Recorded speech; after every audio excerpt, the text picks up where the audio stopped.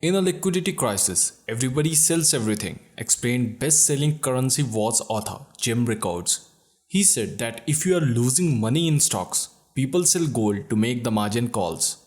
He says on vibe you may see dips in the gold price, so gold does go down, but strong hands are watching and they come in and buy.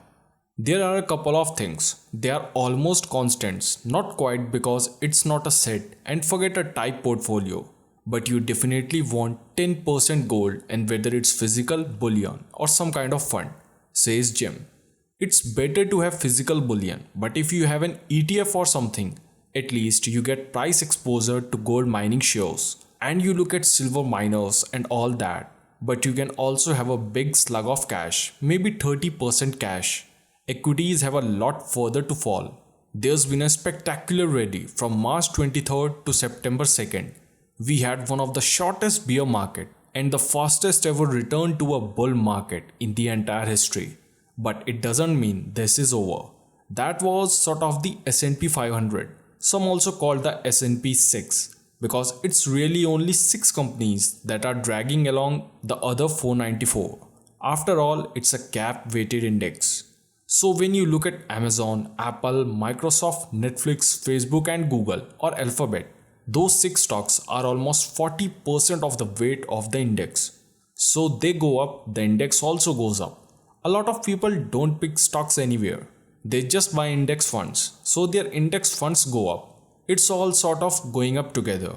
It's all good, but Jim points out that there are 2 problems with that. Let's start with number 1.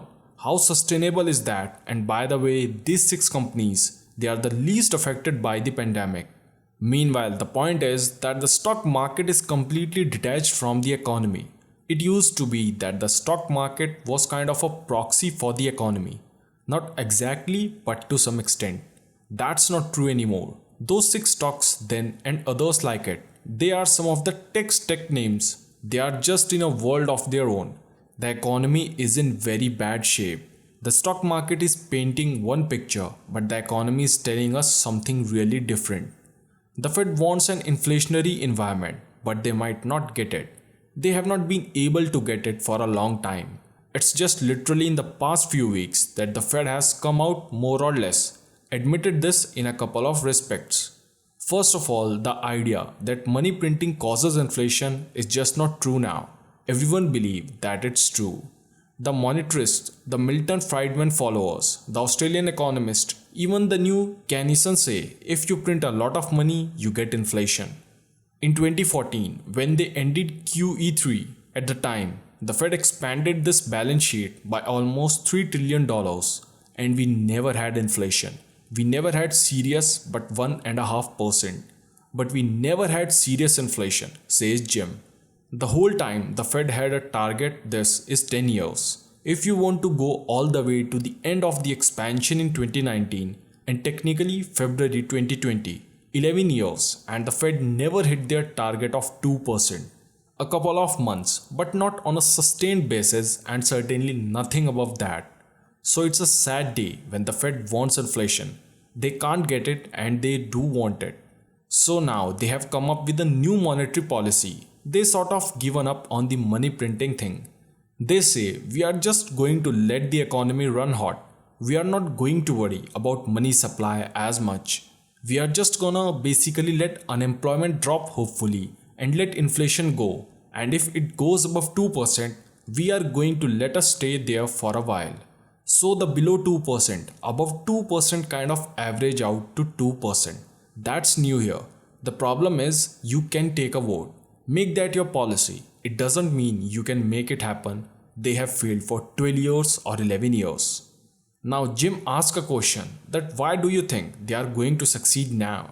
The greatest danger in the macroeconomic today is deflation because of declining labor force participation, declining productivity and most of all velocity. Velocity is the turnover of money. It doesn't matter what the money supply is if it's not turning over. If there's not lending and spending, if people are not chasing the goods, then you are not going to get the inflation and so. But velocity is a psychological phenomena. How do you feel? Do you feel prosperous? Do you feel confident? Do you want to get out and buy dinners or drinks with me or whatever? Buy a new car seat, or do you feel cautious? Do you feel concerned you saw your neighbor lose her job? You are worried about losing your job, etc. So that's why you save more. Well, the evidence is people are saving more. We are in the liquidity trap. Saving was sort of kind of working its way up from 5% to 8%. In April, it was 33%. In May, it was still 25%. In June, it was 17%. So savings can be a good thing, but in the long run, if you have productive investment, that's a big question. But in the short run, the savings come out of consumption. If you make money, you are either going to save it or spend it. If you save more, you are spending less. So all the signs are point to deflation. They want inflation and they can print all the money they want. It doesn't mean they are going to get it. So despite the zero rate environment, people are still saving. They are saving more than ever. These are like Chinese levels of savings right now. It makes sense. If you lost your job, you are going to save more. You are going to cut out dinners and vacations and club membership and discretionary items. Talking about his prediction 2 years ago, Jim said that in his book, he talked about the pandemic. He said 100% chance. It or two other scenarios to 100% chance. One of them happens in the next 3 years. And pandemic was on that list. He also talked about civil unrest and armed militias in the streets, which we are seeing every night. So everything that's happening now, he forecasted in his book Aftermath, which came out in July of 2019. He also shed some light on his upcoming book and said that his new book, The New Great Depression, is going to take the story forward and tell you what's going to happen in the next couple of years. But the deflation story is not new. It's been persistent and it's getting worse. The Fed does have caused inflation in 15 minutes, but unfortunately, the Fed kind of forget how to do it. Now guys, let me know your views in the comment section below this video.